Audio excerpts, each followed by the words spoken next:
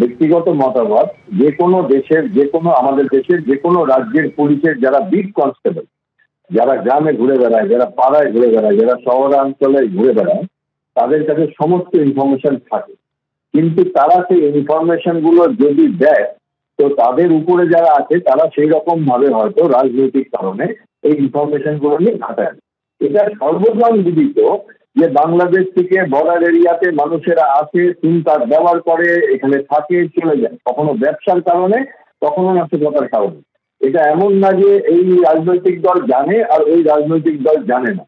এবার একে অপরকে দিচ্ছে, বাট তাদের কাজ কেউ করছে না। কিন্তু আমি বলতে বাধ্য হচ্ছি যে খুব সোজা বিএসএফকে দোষা, আবার খুব সোজা ওয়েস্ট বেঙ্গল গভর্নমেন্ট পুলিশকে দোষা। কিন্তু সবাই মিলে কাজ করবে বা আদালতের থ্রুতে এরকম করবে, সেরকম তো হচ্ছে না।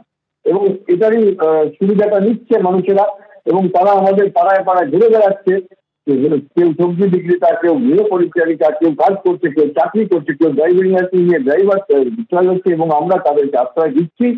এবং আমরা তো সরকার না, যারা সরকারের বসে আছে কেন্দ্রীয় রাজ্য, তারা এইটা নিয়ে সেরকম ভাবে কখনো গা ঝাড়া দিয়ে ওঠেনি, বিশেষ করে পশ্চিমবঙ্গে।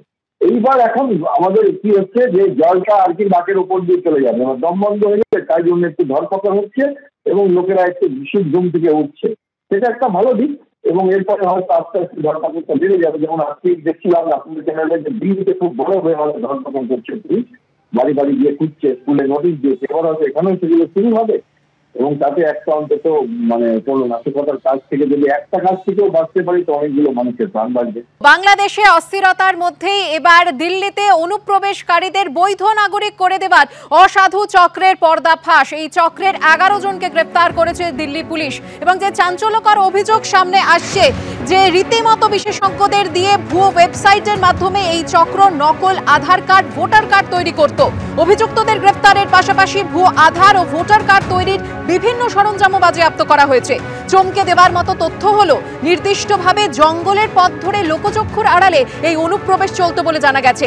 এছাড়াও স্টেশনে স্টেশনে রুটিন তল্লাশি এড়াতে একটানে লম্বা দূরত্ব পাড়ি দেয় এমন এক্সপ্রেস ট্রেন বাছাই করা হতো, যাতে তার মধ্যে চড়ে বসে অনুপ্রবেশকারীরা। এই 11 জন ছাড়াও চক্রে আর কেউ আছে কিনা তার খোঁজ চালাচ্ছে দিল্লি পুলিশ।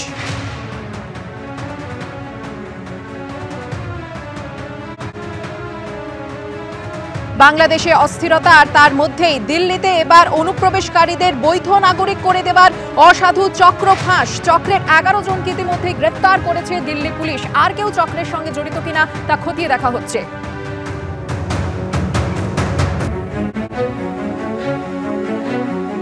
বাংলাদেশি অনুপ্রবেশকারীদের চিহ্নিত করতে প্রায় 1 মাস আগে থেকেই তৎপর ছিল দিল্লি পুলিশ। গত 1 মাস ধরে বিভিন্ন জায়গা দিল্লির, সেখানে যেমন রয়েছে সীমাপুর অঞ্চল, সেইখানে রয়েছে কালিন্দী কুঞ্জ, সেখানে দফায় দফায় অভিযান চালানো হয় দিল্লি পুলিশের তরফে। সীমাপুরী এলাকায় 32 জন সন্দেহভাজন বাংলাদেশিকে চিহ্নিত করা হয়েছিল।